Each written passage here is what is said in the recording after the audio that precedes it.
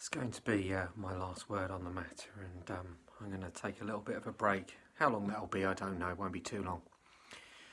But I'm beginning to realise, in light of events recently, that social media, and in particular messengers that involve groups, are disastrous for some people's mental health. Because I thought, yeah, it's okay having a forum for people to say, I'm not happy about this within a domestic situation, excuse me, and deal with it without some confrontation. But all it's served to do is to accelerate feelings of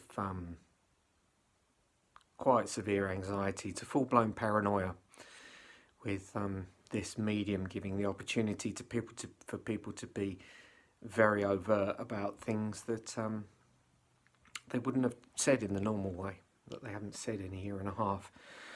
And I would have mocked people, and I used to think, come on, it's rubbish when people would say communicating online can be disastrous for your mental health. It really can. And to anybody that I may have ever argued with or not taken seriously on that subject, I sincerely apologise. Excuse me again. Just think very carefully. If you have any sort of anxiety or depression in your life, just think very carefully about the potential effects that those online utilities are having. It's just something that I'm having to wake up to because of the severity of the anxiety that I'm facing in my life. I'm doing anything at this point to try and combat it. I'm taking every bit of advice and every dietary alteration and what I consume in the electronic sphere even, you know. I'm making sure that I alter it all because it's become a very, very pronounced problem. And just make sure that if there's anything in your life that is troubling you, don't think that appeasement and placation and tacit consent and even involvement will tame the beast. Some situations in life just take, you give a little bit in the hope that it will be recognised or appreciated, and it just takes further.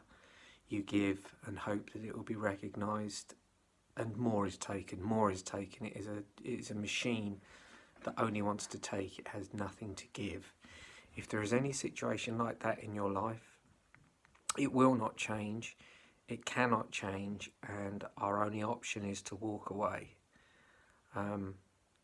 The online arena is at such direct odds with what we hear from people from a face-to-face encounter. The only encounters I've had in the last 20 years that have been confrontational, apart from give or take one or two, and aside from in relationship disagreements, because they tend to be a lot more open and honest, the only fallouts I've ever had are online, and they've been shocking with how completely juxtaposed they are to the person's personality and how they've always been with me. The online and the offline world, I insist this with absolutely no compromise, they need bringing into line. People cannot hide behind electronic shields to put forward the illusion of bravery. All arguments that I've ever seen online, when people are confronted with the person that they're at odds with in real life, all of a sudden they see the sparkle in the eye, they see the hurt or hear the hurt in a voice, and they have to react with sincerity and compassion.